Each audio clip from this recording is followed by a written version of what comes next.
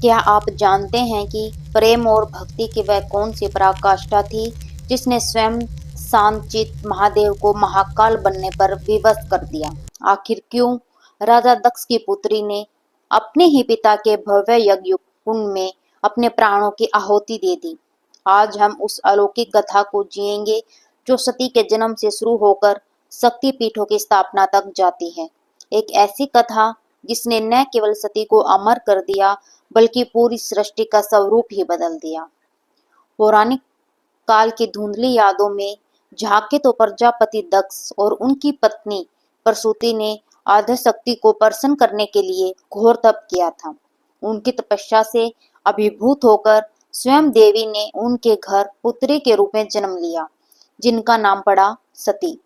सती अन्य कन्याओं की तरह नहीं थी।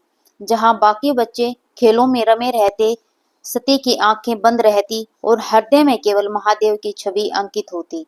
उनके पिता दक्ष, जो शिव के वैराग्य और उनकी भस्म विभूत शैली से घृणा करते थे, सती के इस प्रेम को कभी समझ ही नहीं पाए। जब सती युवा हुई तो उन्होंने संकल्प लिया कि उनका वरण केवल कैलाशपति ही करेंगे।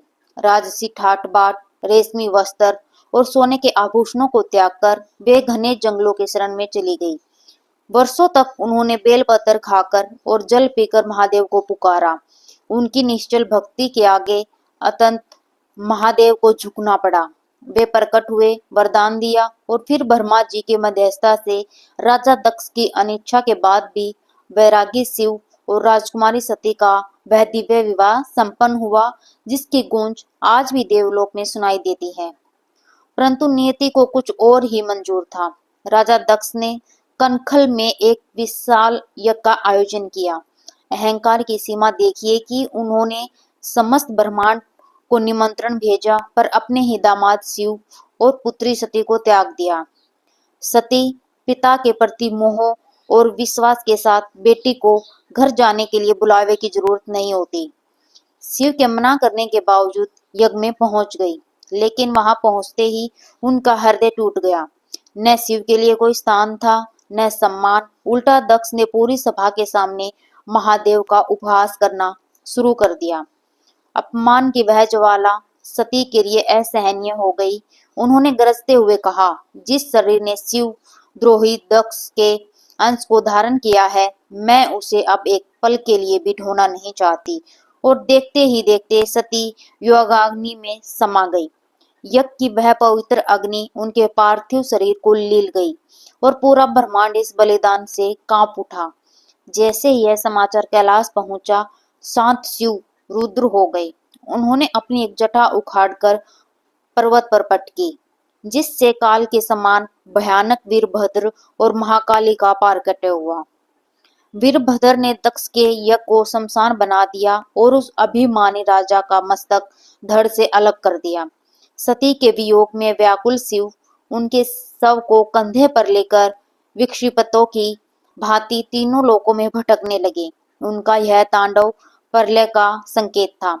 तब सृष्टि को बचाने के लिए भगवान विष्णु ने अपने सुदर्शन चक्र से सती शरीर के अंग विभाजित कर दिए। जहां जहां सती के अंग और आभूषण गिरे, वहां 51 शक्ति पीठों का निर्माण हुआ, जो आज भी आस्था की सबसे बड़ी ऊर्जा के केंद्र हैं। परंतु प्रेम कभी समाप्त नहीं होता। सती का वह बलिदान व्यर्थ नहीं गया। उन्होंने पर्वतराज हिमालय के घर पार्वती के रूप में पुनर्जन्म लिया, ताकि वे फिर से शिव को पा सकें और संसार को यह बता सकें कि देह नष्ट हो सकती है, लेकिन आत्मा और अटूट प्रेम अमर है। माता सती की यह गाथा हमें सिखाती है कि जहाँ शिव का सम्मान नहीं, वहाँ शक्ति का वास नहीं हो सकता। अगर यह दिव्य गाथा आपके हृदय तक पहुंची हो तो वीडियो को लाइक करें और कमेंट में हर हर महादेव जरूर लिखें। ऐसी ही और आध्यात्मिक यात्राओं के लिए हमसे जुड़े रहें। धन्यवाद।